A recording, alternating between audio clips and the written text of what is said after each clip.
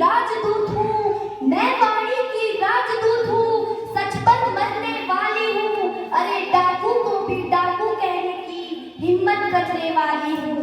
मेरी कलम वचन देती है इन अंधियारों से लड़ने की, राजमहल के राजमुकुट से डटकर आगे बढ़ने की। सर्वप्रथम मेरा आप सभी को नमस्कार।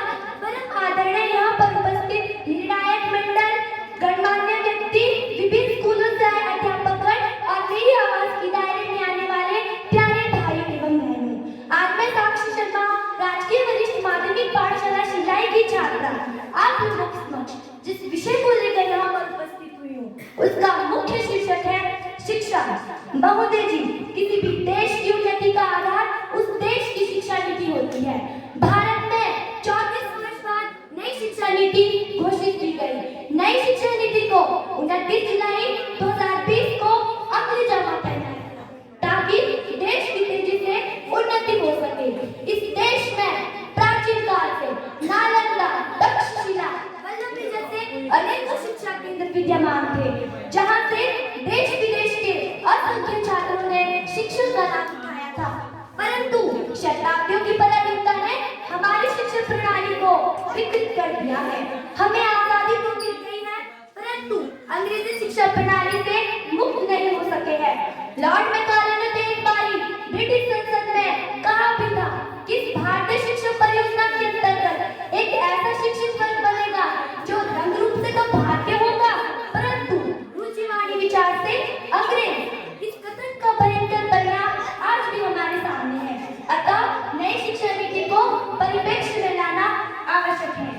नई शिक्षा नीति करेगी नवयुग का निर्माण, आने वाला समय देगा इसका प्रमाण। महोदय जी, मैं कहना चाहूंगी कि पूर्व की शिक्षा नीति 1986 मूल रूप से परिणाम देने पर ही केंद्रित थी, अर्थात अर्जित अंकों के आधार पर ही विद्यार्थियों का आकलन किया जाता था। परंतु नई शिक्षा नीति 2020 बहुउद्देशीय दृष्टिकोण पर आधारित है, जिसका उद्देश्य सिर्फ विद्यार्थियों का सर्वांगीण विकास करना है।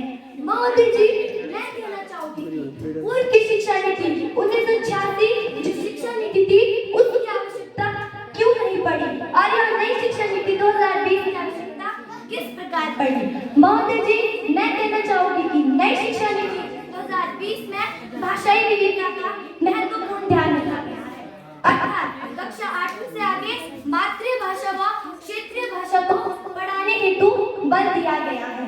इसके साथ साथ ही उन्हें कक्षा 5वीं तक मातृभाषा को पढ़ाने हेतु सुझाव भी दिया गया है। विश्व के कई महान रणनीतिकारों का मानना है कि यदि किसी देश को नष्ट करना है तो सबसे पहले वहां की गुणात्मक शिक्षा नीति को तहस नहस कर देना होगा। हजारों वर्ष पहले जो स्थान हमारे देश का विश्व गुरु का था, वह इस शिक्षा नीति के माध्यम से पुनः प्रतिष्ठित हो जाएगा। अंत में मैं अपनी वाणी को विराम देते हुए बस कुछ ही पंक्तियां कहना चाहूंगी।